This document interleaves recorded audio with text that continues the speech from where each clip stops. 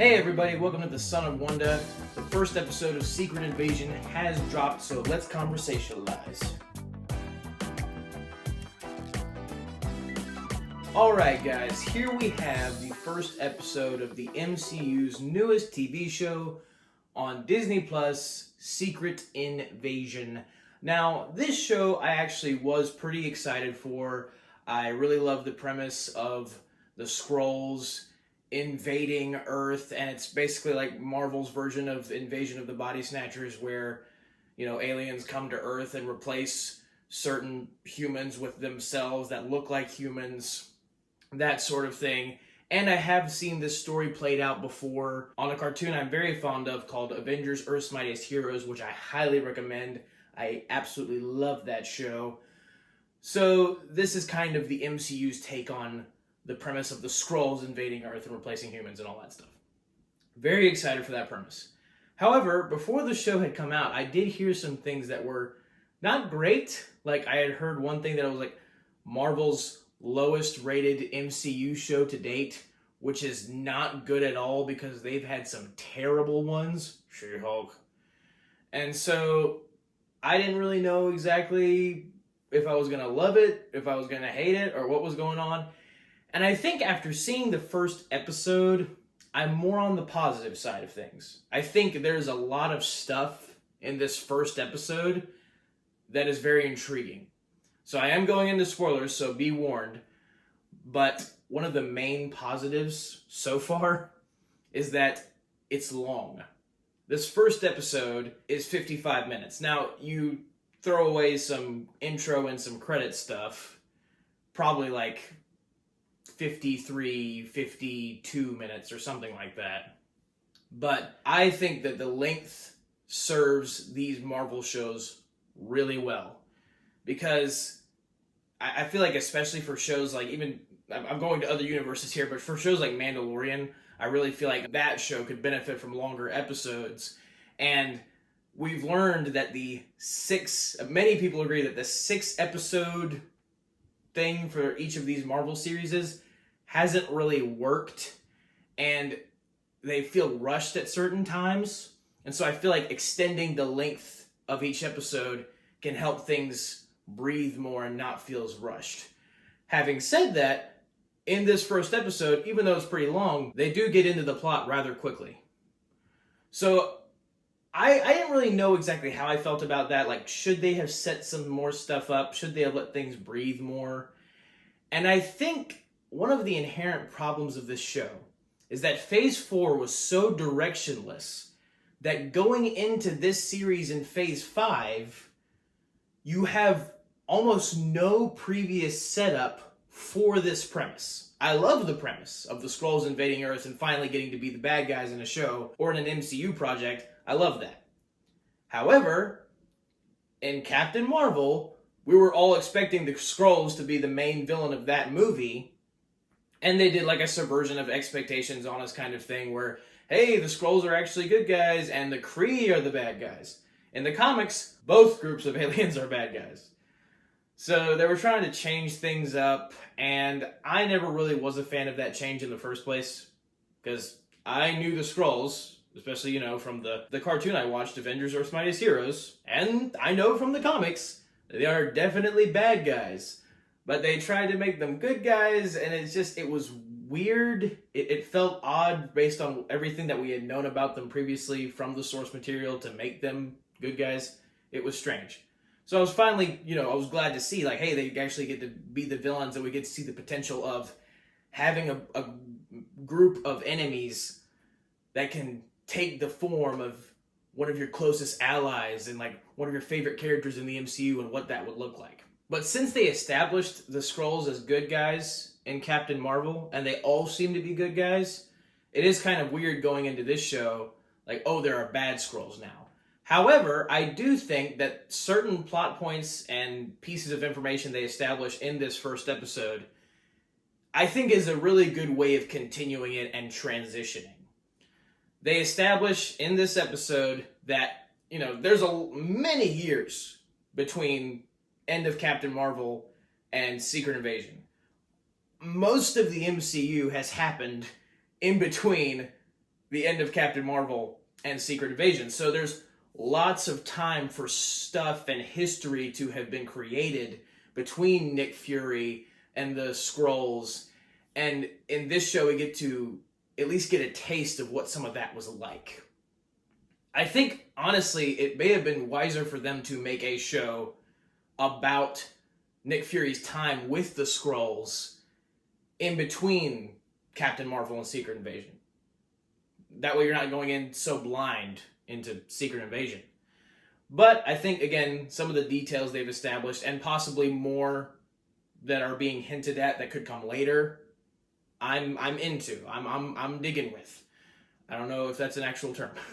Digging with. I'm digging with them. Because Nick Fury, when he first arrives on Earth in the first episode, he meets with Talos, and Talos is the main good guy established Skrull in the MCU.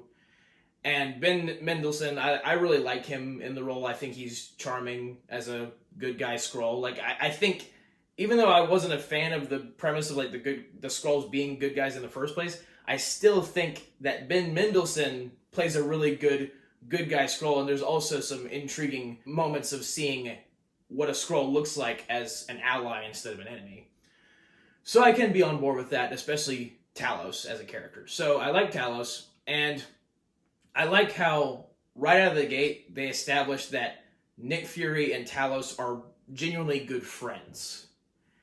And also what else is established that I was not expecting is that you see Talos' wife in Captain Marvel, and you see her in the very last post-credit scene for Far From Home, Spider-Man Far From Home. So she never really was that big of a character, but you still knew that she existed. And so in this show, we find out, apparently, in between Far From Home and this show, Secret Invasion, she's died. She has died. So that was a bit of a shock. And it just goes to show, like, okay, how much stuff has actually happened between what they teased at the end of Far From Home and Secret Invasion. And it's kind of funny that they're just now capitalizing on this, because the end of Far From Home, the last post-credit scene for Far From Home, was in 2019. That was 4 years ago.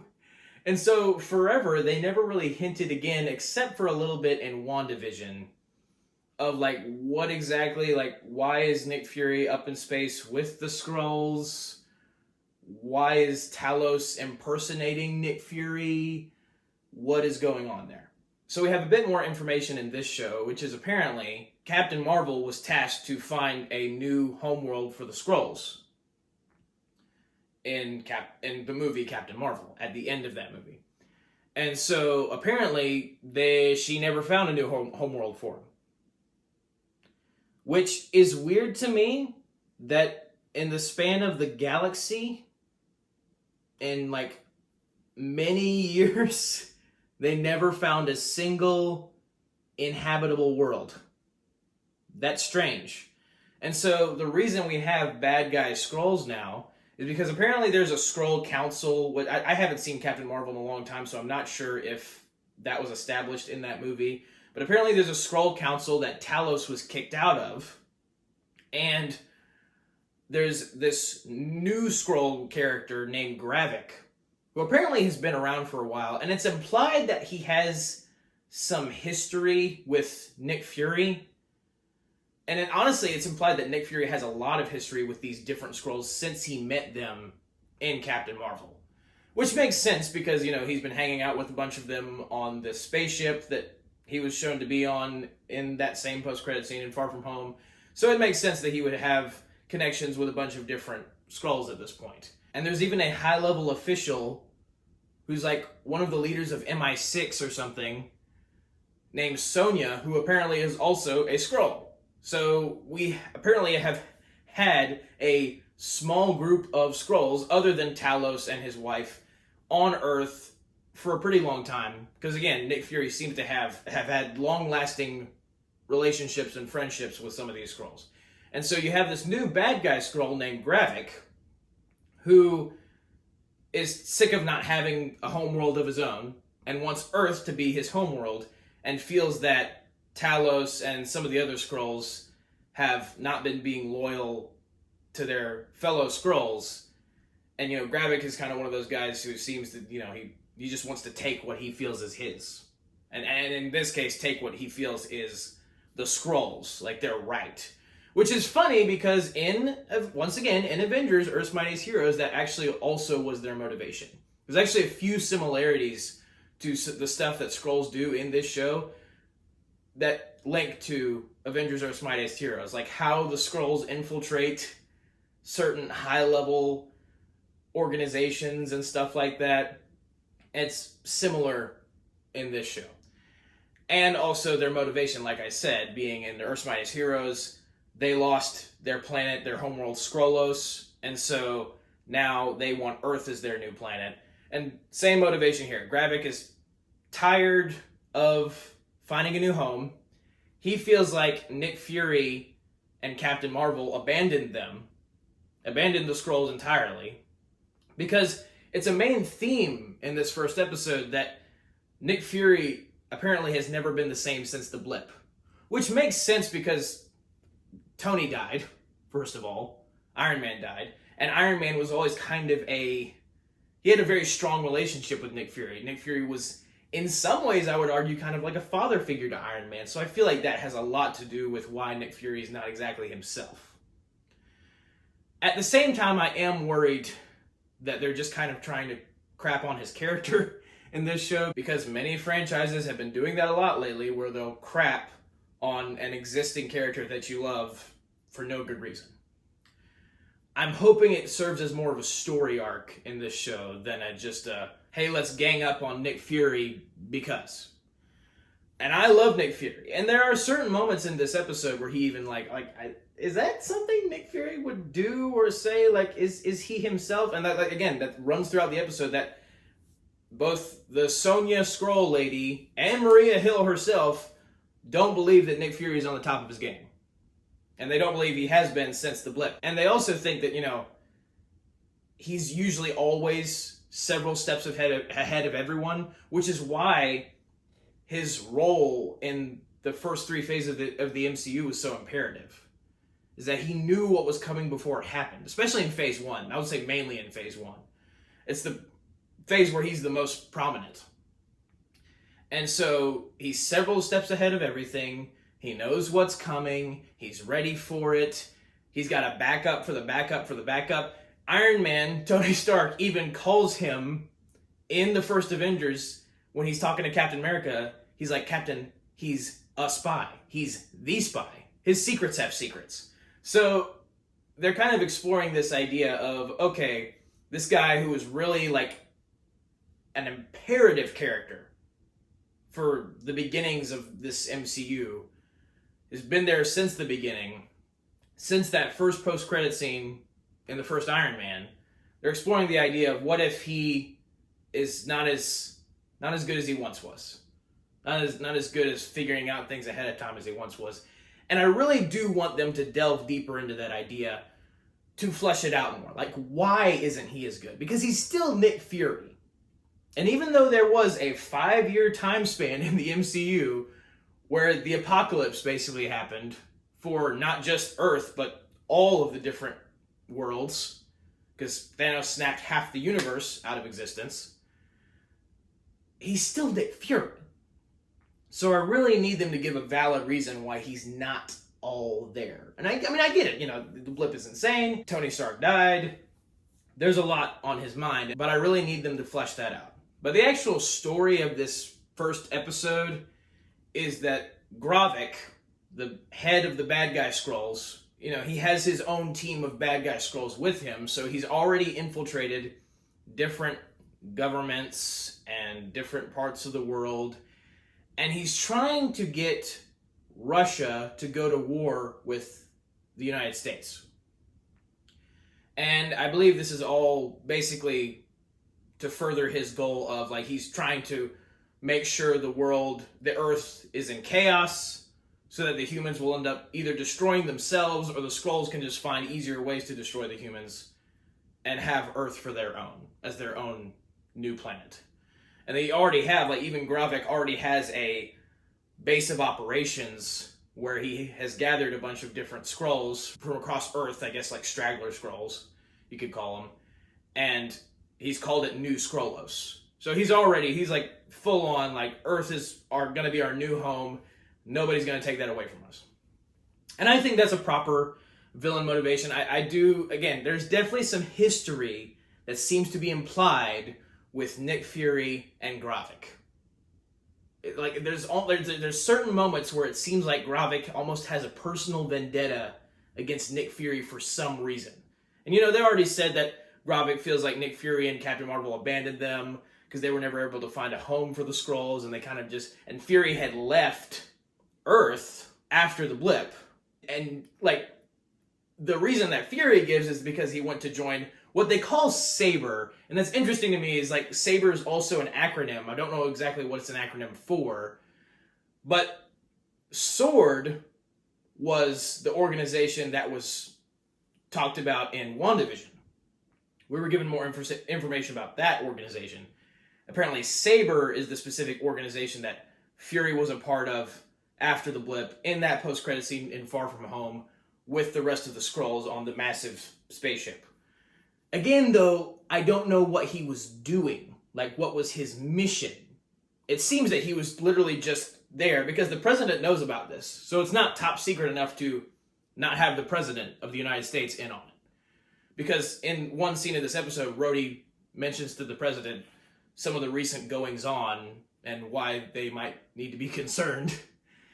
And so that's interesting to me to learn all this. At the same time, it is kind of funny that, oh, so Fury was just up in space, kind of just to be up in space. Like, the president mentions that, you know, what Fury's been doing is a groundbreaking achievement for Earth to the rest of the galaxy and universe connections and stuff like that. Apparently that's, I guess, been Fury's mission, is to be up there monitoring for possibly extraterrestrial threats, extraterrestrial allies. He's guarding the space side of things. But again, it's kind of weird that his mission would be so important that he would leave Earth and leave Talos in charge of, I guess you could call it like the Renegade Shield or whatever that was in Far From Home, the Shield Remnant. Like, that doesn't seem that important for Fury to leave like that. So clearly there's something else going on. There's also something else hinted at with the conversation that Nick Fury and Maria Hill have in this episode that hints to more of why Fury left. And again, like I said before, I need them to flesh that out more. That will probably have a great deal of effect on how I feel about this series at the end of the day, because Nick Fury is the main character of the series, and he's been a main character in the MCU since day one. So there you go. But the bad guy Skrulls, Gravik has acquired 3 dirty bombs that he plans to detonate in Moscow, and I believe his plans are for those bombs, the destruction of those bombs, to be blamed on the United States, so the United States and Russia will go to war eventually. And so Nick Fury and Talos and Maria Hill, their goal throughout the episode is to stop this from happening, is to stop these bombs from being detonated, basically. To find the dirty bombs, stop them, stop the Skrulls' plot. And Talos' daughter is a part of this first episode. She's played by Emily Clarke, who is famous for Game of Thrones, and she was Kira in Solo. And so a lot of people were talking about her character because it wasn't people weren't exactly sure who she was before the show came out. She's Talos' daughter, and at first she's serving Gravik and the bad guy Skrulls. But then Talos reveals that apparently the bad guy Skrulls and Gravik, possibly Gravik specifically, are the ones who are responsible for Talos' wife's / Gaia, Talos' daughter, / Gaia's mother's death.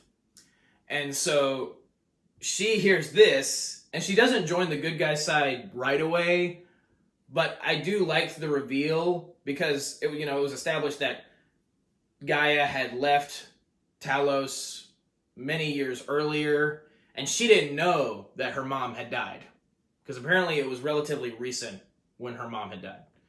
So when Talos tells her this, she's like, "Get away from me, Dad," and then she climbs up out of the tunnel that they're in, goes into this alleyway and then just cries to herself. And I liked that they actually let that breathe a little, that they actually let that feeling sink in for her of, oh my gosh, I lost a parent and I didn't even know it. And because Talos says that his wife's death was caused by Gravik and his Skrull goons, this seems to cause Gaia to want to reunite with her father and help them stop Gravik from detonating these dirty bombs. And Gaia and Talos put together a plan to where on the day of when Gravik is planning to detonate the bombs, Nick Fury, Maria Hill, Talos will be able to know what backpacks are carrying the bombs, which people are the Skrulls, so they can chase them and, get the bombs. And so they chase after them, but things are getting a little fishy, like things aren't going quite right. And when they finally get the bags, they're decoys. They don't have any bombs in them. And apparently the bombs were already set up. They were already in place to be detonated. Because Gravik is distracting Nick Fury by constantly shape-shifting into these different people. Like, he starts out as a little girl that Nick Fury had previously seen in an alley earlier in the episode with this, beach ball thing. And so Gravik shapeshifts from her into other people just to distract Nick Fury so he can activate the bombs, and all 3 dirty bombs go off, which is terrible. And then Maria Hill and all the chaos is trying to save some people, get them to safety, trying to find Fury, and she finds him, and then Fury is not Fury, he's Gravik, and Maria Hill, mainstay since the first Avengers movie, gets shot. Fatally wounded. And then the real Nick Fury gets to her, and she's like, it was you. And he's like, no, it wasn't me. And she dies. She is dead on the ground. And then Talos grabs Fury and gets him to safety, but she's dead. And that's nuts. That is crazy for me, because again, since the first Avengers movie, she has been with us that long as a character. And I don't think, if I'm not mistaken, a legacy character like that has not died since, I believe, Tony Stark. So that's nuts to me. That is a major milestone in the MCU, Maria Hill's death. Now, I will say, knowing the MCU, and really just knowing movie franchises in general, TV shows, whatever, she's probably not dead. She either was a Skrull, or they're going to do one of those things where you think she's dead, but there was some kind of medical procedure that happened afterward to bring her back to life. Even if she doesn't survive this show, if this show establishes that she's dead officially, I have a feeling another movie or show later in the MCU timeline is going to retcon that. And that's kind of the problem with what they've done in the past with bringing people back from the dead. That's kind of the issue with it, is that when a character dies, it's emotional, but at the same time it's like, well, there's 100 ways in which they could come back. So it doesn't feel as powerful or permanent as it probably should feel. But it's still insane. That's nuts to me. That they would kill her off. And it's very sad. Because you've gotten attached to the character of Maria Hill, and Kobe Smulders playing her over the years, many years since the first Avengers, and now she's gone. Presumably. I mean, she looked pretty dead. The shot, she was bleeding out, not good. And that's the end of the episode. So that's a pretty crazy way to start off your series, is by killing a main character that's been around since the first Avengers that you've gotten attached to over the years. That's nuts. And I feel like that does provide some more weightiness going forward for this show. It establishes that this show actually has stakes, some heft to it. And people called it the darkest MCU show. I haven't seen the rest of the episodes, I've only seen one. But even from the first one I've seen, I'm like, it's intense, definitely. But I don't know if it's necessarily oh, it's so dark, it's like Daredevil dark or something like that. Like, I haven't gotten that yet. Maybe it's very likely in the upcoming episodes I'll get like, whoa, wow, that was really intense and serious. But so far it's like, it's not as dark, I feel like, as people have made it out to be. One last thing in here I do want to talk about. It's funny, I'm talking about the opening of this episode at the end of this review, but I do think the opening is really cool. It's a cold open that starts with Martin Freeman playing Everett Ross, presumably, and meeting with this operative that he has, that I guess S.A.B.E.R or the government has. I don't remember exactly what position this guy held, but his name was Prescott. And this guy, Prescott, has figured out that the Skrulls have infiltrated different organizations and are trying to get the United States and Russia to war with each other. And he has an opening monologue in the beginning of this episode. And it's very interesting because he's talking about, like, you can't trust news outlets and you don't know who to trust. There's all this information coming at you at one time. And, like, the only thing you know to do is, like, stick with the people that are closest to you, stick with your friends and your family. But at this point, you don't even know if you can trust them. And that's, like, the basic, his opening monologue. And I found that very interesting because it's very true of our real world today.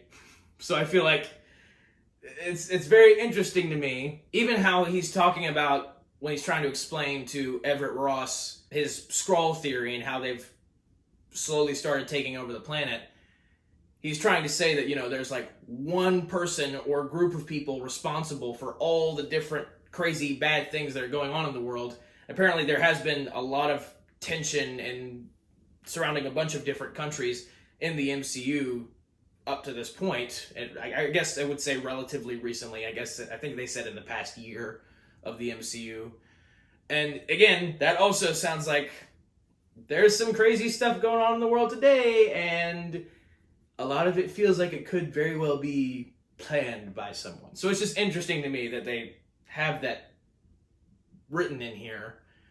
Intentionally, maybe, but I wouldn't be surprised if it was something they wrote in there without kind of thinking about it. That was like, kind of a hint to the fact that we're kind of in the end times, as the Bible, we're in the revelation part of it, because I definitely believe that we are in the end times. When the Bible talks about, in Revelation, the circumstances of different events that happen that lead up to Jesus returning and the rapture happening and all the different things.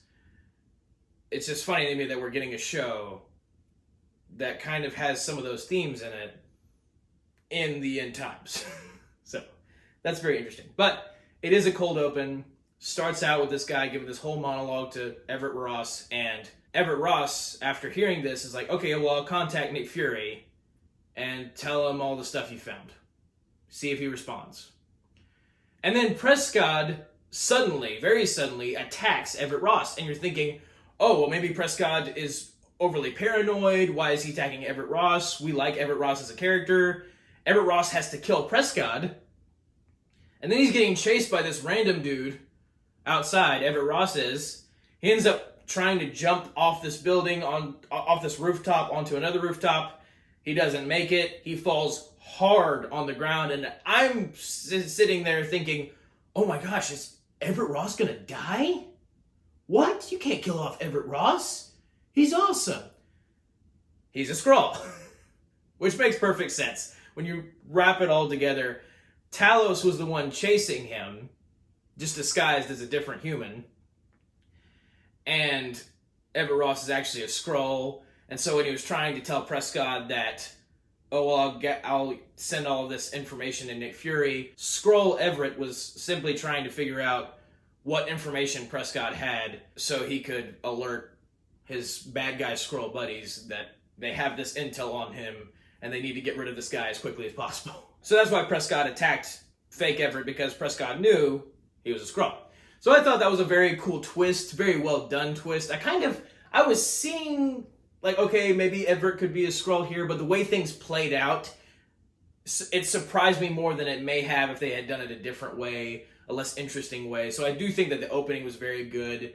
and very surprising. At the same time, though, I will say it's funny that they've decided to reveal so much about the bad guys' plans and why the bad guys are doing what they're doing. Because I feel like the main draw of the show is you don't know exactly what's going on. You don't know what the Skrulls' plans are, where they're gonna be, exactly why they're doing what they're doing. It's secret invasion. But there's not a lot. It doesn't feel like there's a lot of secrets so far. There are some. There are definitely some, but not as much as you may want from what was kind of marketed as a conspiracy thriller type show. So that's maybe a little bit of a crux for me so far. But again, we're only one episode in. I mean, this was like almost an hour-long episode, so I'm hoping these later ones will also each be an hour-long episode, so we can get some more meat to this story and flesh it out some more.